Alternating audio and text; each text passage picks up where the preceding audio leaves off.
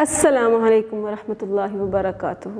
آج میں آپ کو جاوید پبلشرز پہ خوش آمدید کہتی ہوں اور آج ہم آغاز کریں گے کڈس اسلامیات برائے جماعت صوم کا باب نمبر 1، جس کا نام ہے قرآن مجید اور حدیث نبوی صلی اللہ علیہ وآلہ آلہ وسلم، اس کا پارٹ نمبر 4 جس کا نام ہے حدیث نبوی صلی اللہ علیہ وسلم پڑھیں گے۔ حاصلات تعلم: اس سبق کو پڑھنے کے بعد طلباء اس قابل ہو جائیں گے کہ وہ 4 مستند احادیث یاد کر سکیں، ان احادیث کو سمجھ کر روزمرہ زندگی میں ان کی تعلیمات پر عمل کر سکیں۔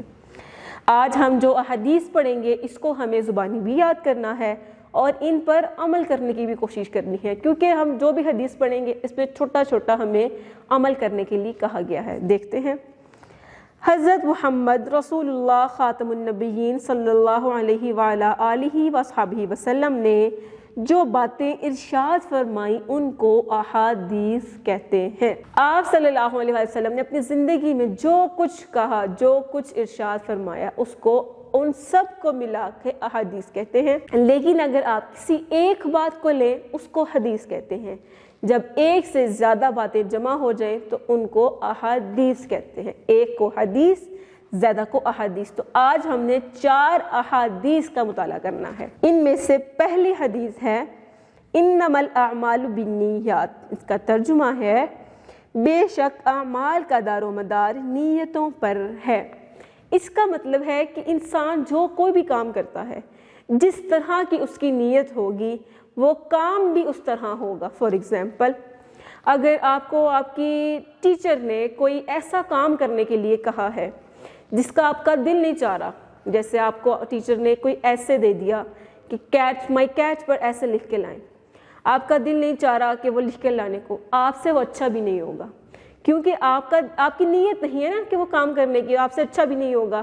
اگر آپ خوشی سے قبول کریں کہ جی میں لکھ کر لے کر آؤں گی تو آپ کو سارا کچھ مل جائے گا۔ آپ نے اس کو کس طریقے سے لکھنا ہے کیونکہ آپ کا دل کر رہا ہے، اس لیے جو آپ نیت کریں گے وہ ہوگا۔ اس لیے ہمیشہ نیت اچھی رکھیں، کبھی بھی کسی کی نافرمانی کی بات نہ ماننے کی نیت نہیں کرنی۔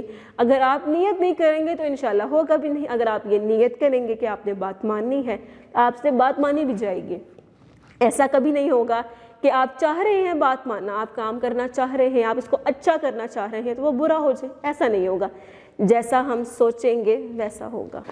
حدیث نمبر 2، خیرکم من تعلم القرآن وعلمہ، ترجمہ: تم میں سب سے بہتر وہ ہے جو خود قرآن مجید سیکھے اور دوسروں کو سکھائے۔ اس لیے ہمیں قرآن مجید کو سیکھنا ہے پہلے، اور سیکھنے کے بعد پھر اس کو سکھانا ہے۔ اسی لیے تو ہم نے آپ کی کتاب میں کچھ سپارے رکھے ہیں، امید ہے آپ پڑھ رہے ہوں گے، اس پہ کوتاہی نہیں کر رہے ہوں گے۔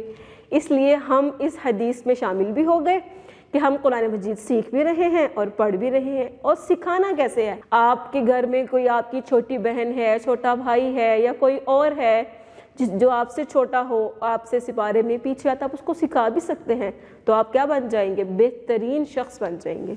اس لیے روز قرآن پڑھیں، روز قرآن کو نئی نئی باتیں سیکھیں، اور جو آپ سیکھیں، آج آپ نے سیکھی ہے شام کو گھر جا کے سکھائیں، جو سیکھا ہے اس کو سکھائیں ساتھ ساتھ۔ آگے حدیث نمبر 3، کل معروف صدقہ، ہر نیک کام صدقہ ہے۔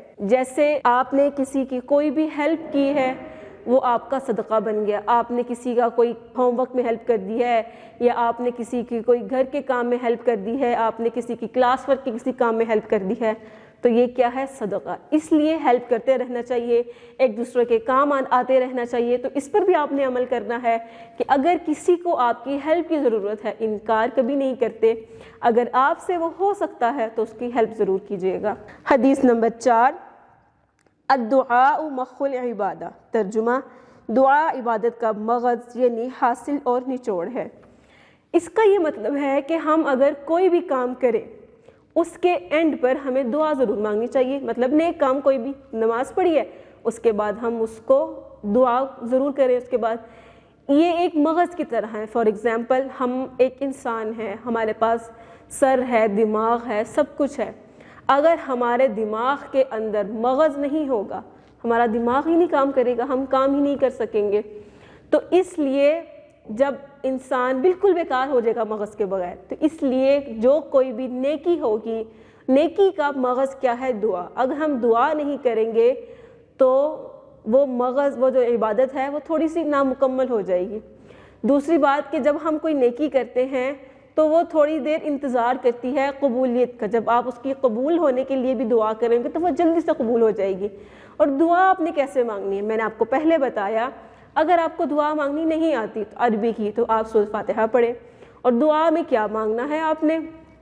آپ نے دعا میں جو آپ کو چاہیے وہ لوگوں سے نہ کہیں بلکہ اللہ تعالیٰ سے کہیں، اللہ تعالیٰ مجھے یہ چاہیے، مجھے یہ بک چاہیے، مجھے یہ پینسل چاہیے، مجھے یہ ٹافی چاہیے، مجھے یہ چاکلیٹ چاہیے۔ اللہ تعالیٰ سے کہیں، پیرنٹس سے بھی کہیں، لیکن پیرنٹس سے کہنے سے پہلے آپ کو اللہ تعالیٰ سے کہنا ہے۔